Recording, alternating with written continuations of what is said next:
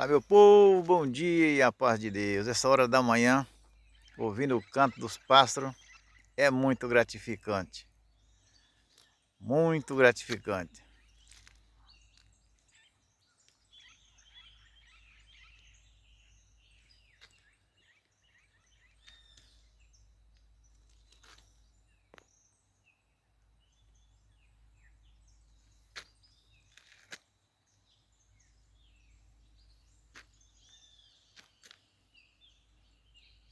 Aqui, essa hora da manhã no Espírito Santo, é só fumaça. Por causa do secador secando café.